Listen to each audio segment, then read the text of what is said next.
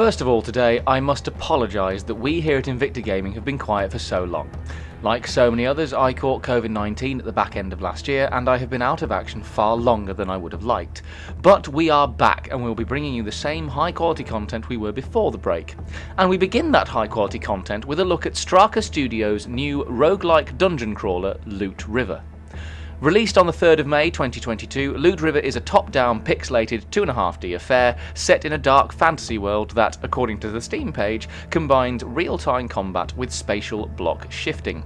You play as an unnamed hero, well, unnamed isn't strictly true, you can name them whatever you want when you start a new game, and guide them through a number of procedurally generated labyrinthine levels, trying to kill seemingly innumerable hellish beasties before they kill you. To aid with this, you are imbued with the power of the Relic, a magical MacGuffin, and given a cabal of friends that hang around in the Sanctuary, a safe space between levels to regroup, buy upgrades, and otherwise give you a respite from the familiar roguelike grind. This is actually a welcome feature, not just because I'm not a fan of grinding games personally, but because it makes the world you are in feel a little more alive and real, and it makes the grind a bit more satisfying knowing there are people out there who might actually notice and benefit from your achievements. Graphically, this game is pretty nice, it has to be said. It's smooth and well designed, and the water is really well implemented. And the puzzle mechanics, while necessarily uncomplex because of the random generation aspects of the game, are engaging. These are the spatial block shifting elements of the game, where you move the various platforms around in the water to navigate your way through the levels, and to help avoid, or in some cases directly reach, your enemies. They certainly make for an interesting mechanic, but I'm not 100% sold on having it as the main USP for an entire game. And the level design, while clearly intelligent and well crafted, suffers from the age-old problem that procedurally generated games set in a particular set of environments always suffer from. They all look basically the same. The colour palette changes a bit and the patterns on the floor get more extravagant here and there, but because the central mechanic requires certain things to be in place, i.e. water and movable platforms, there is only so much diversity that can be allowed for. Which is a shame, because the RPG elements, such as they are, and the combat mechanics are both pretty strong. You have your standard light attack, heavy attack, charge attack, block and dodge situation, and the enemies you get to slice into tiny pieces are varied and interesting, although I would like to note that despite the dark fantasy setting, the enemies you face seem to be a little incoherent in design. I wasn't 100% sure if they were demons, abominations, mutants, evil magical creations, ghosties, ghoulies, tinkers, tailors, soldiers or spies, but to be honest, that fundamentally doesn't matter. It's a roguelike, and as has been previously mentioned on this channel, people don't tend to play them for the story.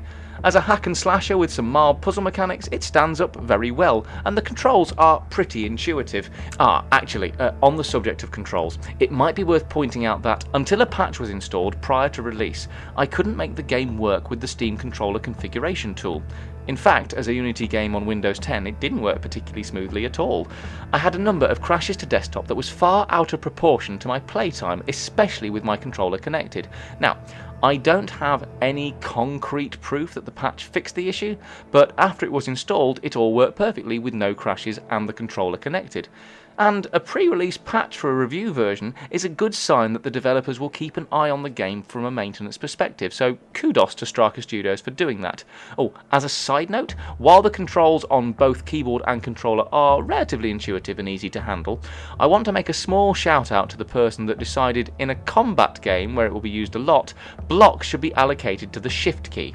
One thing that really helps a big intense battle is suddenly being told you've activated sticky keys.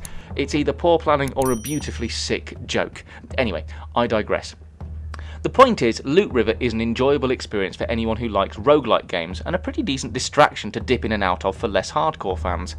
It reminds me of Sword of the Necromancer, which I reviewed last year, link in the description, but with a darker, less Saturday morning cartoon vibe, and I can sum up my experience with Loot River as I did with Sword of the Necromancer. It will appeal to enthusiasts of the genre, and is unoffensive and accessible to those less familiar. A little generic in places, but imaginative enough to stop being something you've definitely played before. 5 out of 10.